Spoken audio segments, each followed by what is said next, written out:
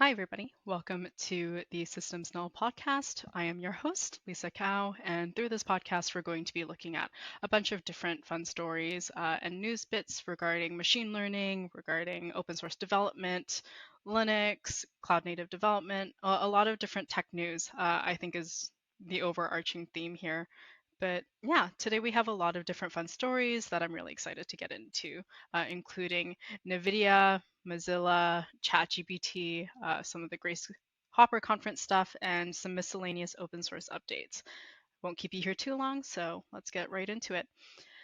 The first story that I want to look into today is France, quote unquote, raiding NVIDIA's offices. And now I think that's a little bit of an interesting way to put it, but it's also not completely wrong. So the story here is that the French Competition Authority, aka the FCA, conducted a raid at a chip manufacturer. They did not necessarily name NVIDIA specifically, but we can kind of assume that because of NVIDIA's place in the market, it was probably NVIDIA, right?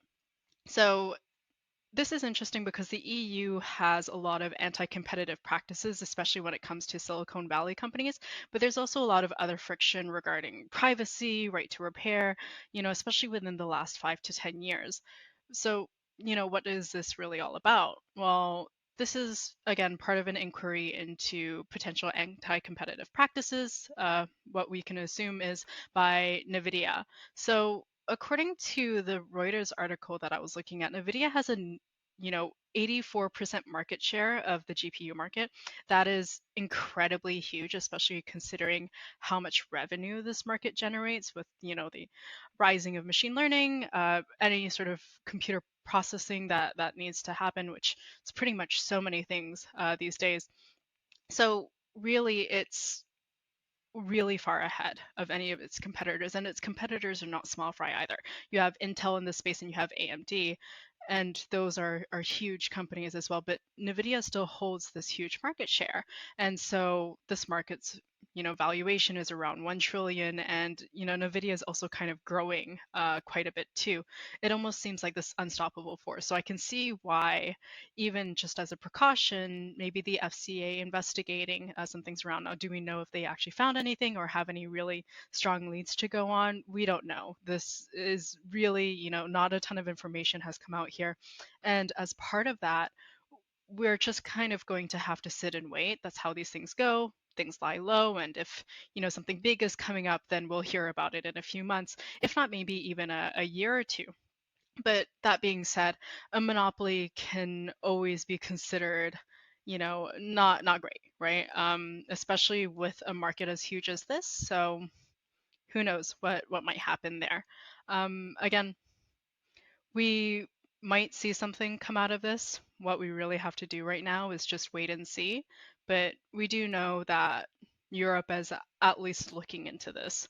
And would there be anything? I wouldn't necessarily be surprised. Again, I don't know NVIDIA's practices very intimately, but a lot of these chips are built through very specific conditions, but also using rare metals. And I think these natural resources you can have a very clear monopoly on, as we've seen in other industries as well. So does this also extend to NVIDIA?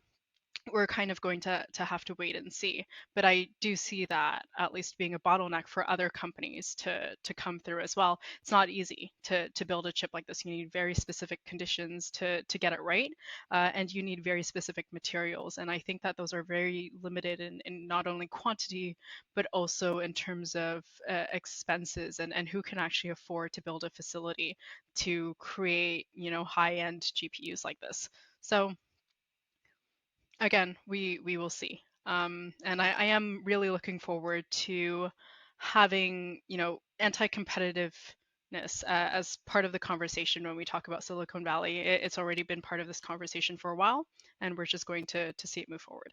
The next story that I have here is Mozilla announcing Mozilla AI. So this is another one where we don't have a ton of information to go off of yet, but Mozilla, aka the makers of Firefox, have committed 30 million to establishing a new startup called Mozilla.ai. So literally the exact same name, but with the fancy .ai title at the end. And So their whole angle here is that Mozilla is a very trustworthy company, especially we know their dedication to privacy, open source, et cetera, especially within this space. And so why not also apply those principles to AI and, see where it goes? This is interesting to me because OpenAI really touted these principles very hard when they first started. And OpenAI for a while almost operated like a research institution. And I think in a lot of ways that's kind of where their virtue signaling kind of came from. And, obviously ChatGPT blew up, GPT models were released. And so in a lot of ways, it kind of makes you question, well, if OpenAI was so committed to this, then why do we need Mozilla AI? Now, having multiple companies pledging to, distribute and develop responsible AI is a great thing, right? You don't always want it just to be one person. You want it to be multiple. And so in this case, Mozilla has entered into that system. I think that there is also a little bit more here to be said, though. This is a startup, it's not a nonprofit. And I haven't gone too deeply into their paperwork, but I do think that Mozilla is going to integrate Mozilla.ai into their larger business model. I think Mozilla has always had a hard time with really profiting from the browser, and I don't necessarily know if they have a strong game plan with just the browser. And so having a larger ecosystem where they can support AI and maybe even use that as part of a larger product offering to then feedback and support the browser seems intelligent to me. That being said, we don't necessarily know too much about how Mozilla.ai will operate and what they will operate itself. We know OpenAI has ChatGPT, but for a very long time they just kind of had, GPT models, and so it sat kind of in as a research sort of experimental institution for a while, and that was the body that it occupied. Now we're seeing it actually provide product offerings. We see the API generating a lot of income for them as companies, build onto OpenAI. And, we can understand now where that model is going from a business perspective. Mozilla AI, not totally clear yet.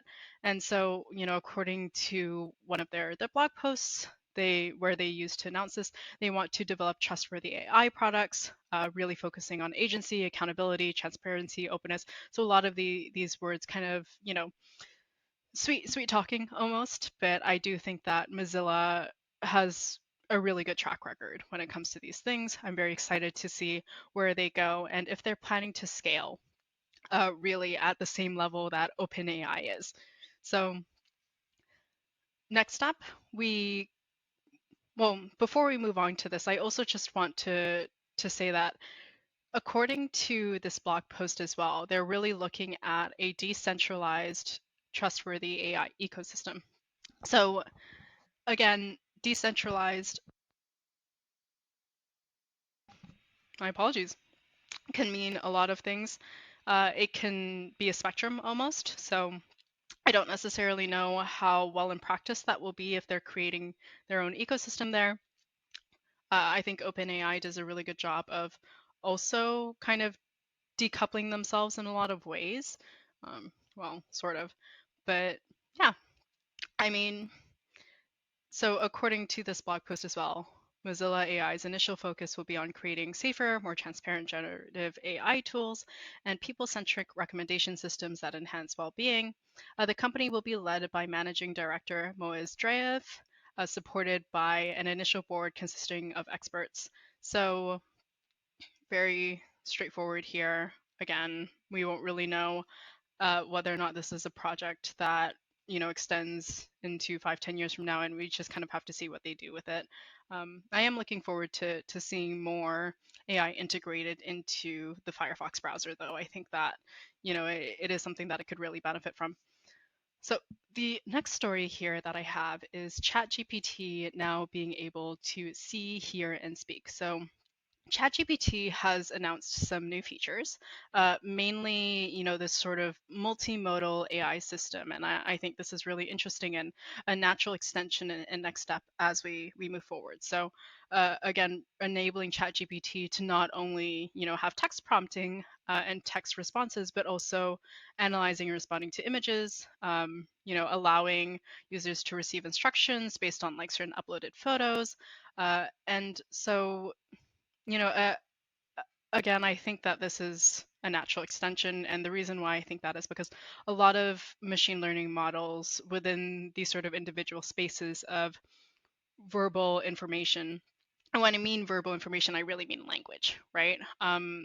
Text to speech has been a really big thing, really transcribing a lot of different information like that's very sophisticated already, based on what we use with personal assistants. And computer vision models have been around and have been really, growing for a long time as well, arguably before NLP kind of took over this huge boost.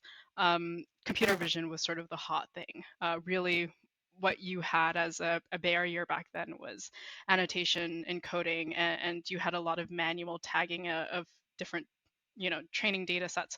And so now that that's gotten the chance to mature a little bit, we're now looking at these individual models that do really well at their respective things, and now seeing them all brought into one multimodal model. Now, this is really exciting for me, at least, just because the way that we interact with technology is in itself, through different sensory experiences. We really like convenience in that way. Humans like to speak. And again, if you really are successful at transcribing verbal information or language, then again, you still just have text, and it's structured very similarly once you really convert everything. The only question mark around that is around computer vision, but I think that that technology has been around for a very long time now. So yeah, I'm very excited to see where it will go and how we'll see it integrated into even more startups, even more different ideas for personal assistants, appliances even. There's a lot, and they're striking while the iron is hot, right? A lot of people are super into ChatGPT right now. You're seeing a lot of business ideas and startups using it as the base. And so instead of just having one large language model that, everybody's fine tuning, why not have one gigantic multimodal language model? And I think that is where they're trying to go with it. Again, from a monopoly standpoint, I think this solidifies them as an industry leader even more. But yeah, I think that it will be hard to see where they go after this in terms of new features, but this is something that I am really excited for. So right now, they seem to only be offering these features in ChatGPT Plus and to enterprise customers. I think that's it makes sense to me that they're starting there, and then they're going to eventually make it accessible more widely later on. So yeah, next thing that I want to cover is the Grace Hopper Conference controversies. So, for those who don't know, Grace Hopper is probably one of the largest women's focused tech events, especially in the US. And so I have not personally been to Grace Hopper. I have no affiliation with Grace Hopper.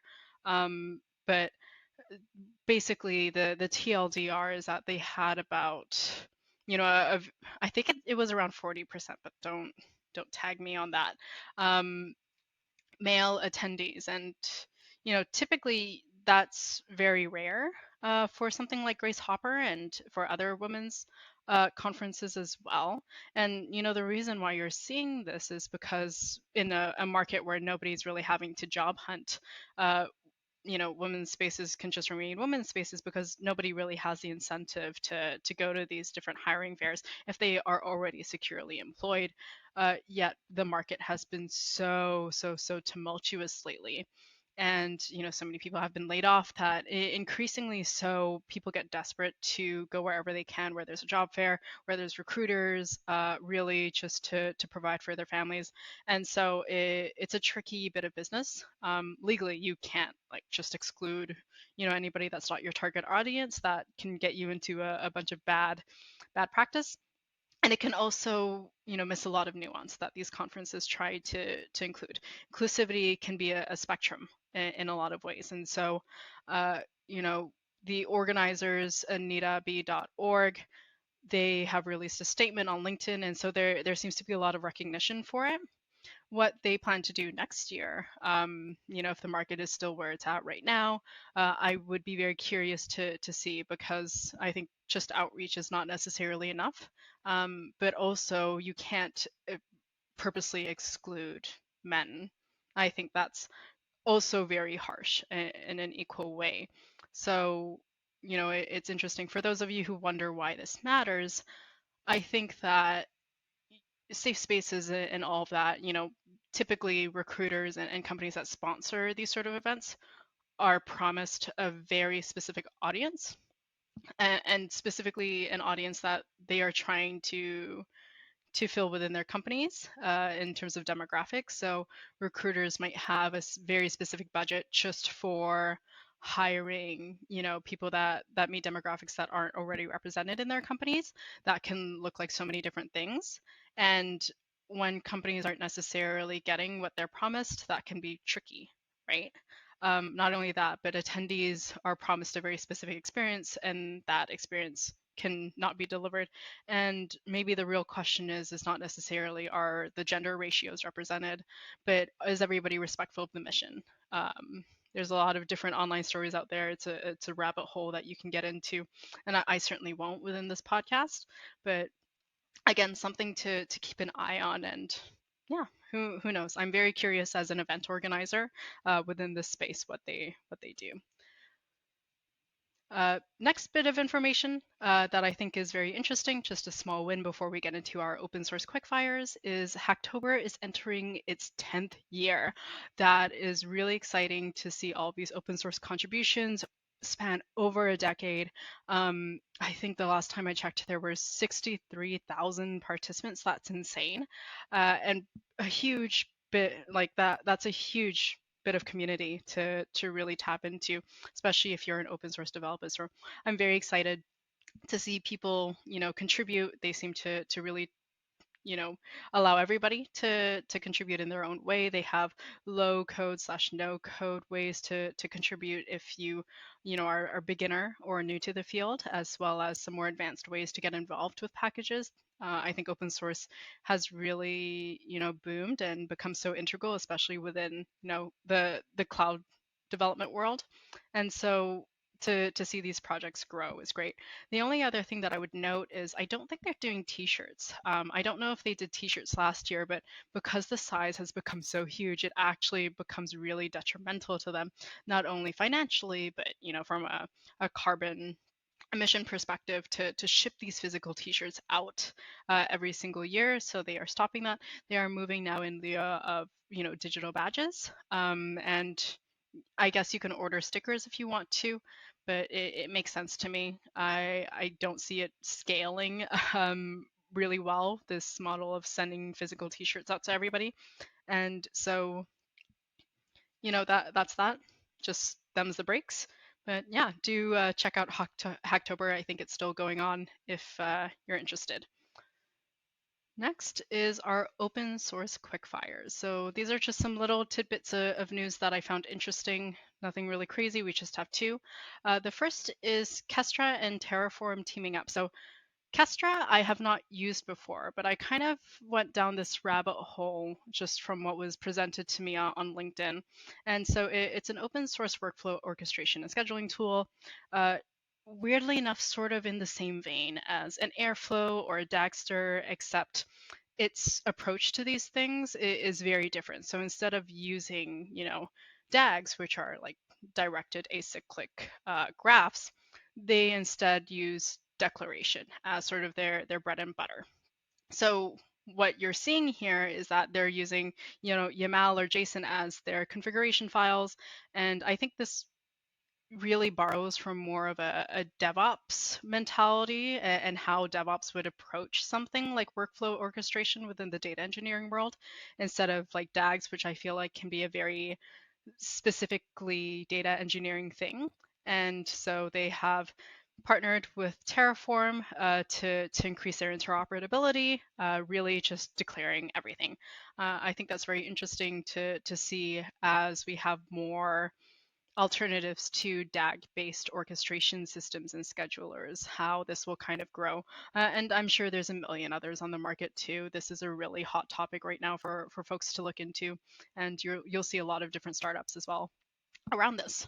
So very similar, yet also different. MLFlow, which is, again, another open source platform for managing machine learning models, initially developed by Databricks and supported by Databricks, has partnered with Canonical to release Charmed MLFlow. So MLFlow is a huge player in this industry right now. I think most machine learning scientists really productionizing their models will start using MLflow, just because a lot of them use Databricks already. And so compared to something like Kubeflow, it's also a lot more lightweight. So if you haven't ever done any sort of MLOps before, what you would use MLflow is sort of for tracking experiments, packaging different bits of your machine learning code, and sharing and deploying that machine learning code as well. So Charmed, sort of within Canonical's ecosystem, and there's a lot of really interesting terms as you go deep into this open source world. But so Juju is used by Canonical, and that's sort of their term for deploying and managing applications, as I understand, into different cloud native systems and enterprise environments. So within that, you can have charmed applications that are meant to fit within this larger ecosystem. And the reason why Canonical does this is because Ubuntu is great as a distribution, but it's not necessarily generating revenue. And so Canonical probably looked at Red Hat and said, okay, well, there's a lot that can be done within enterprise here. And in terms of enterprise offerings, how can we, do something similar in that way? And so therefore you have Juju, or at least Canonical Enterprise, really. And so they provide support for these things, and very similarly, I kind of had assumed that they were going to push Kubeflow very heavily in this ecosystem, and I think that they have. But because of MLflow's prevalence, they want to capture that market share by then also offering a charmed MLflow as well, just because Kubeflow, they kind of develop very directly. MLflow, not so much, but again, open source is really about interoperability when you get down to brass tacks, and that's really something that you want. So yeah, very excited to see this grow. It seems like a natural step, in my opinion, but very fun, especially getting into the different, terms that Canonical likes to use, like charmed and juju don't necessarily come straight to me, but that's the nature of open source. So, yeah, that is it for our first ever SystemsNull podcast. Again, I am your host, Lisa Cow, and it has been a pleasure being with you guys today. I hope that you learned something fun, and if not, I hope you at least criticize some of my ideas with intellectual remarks. Who knows? But in any case, I will see you soon. Goodbye.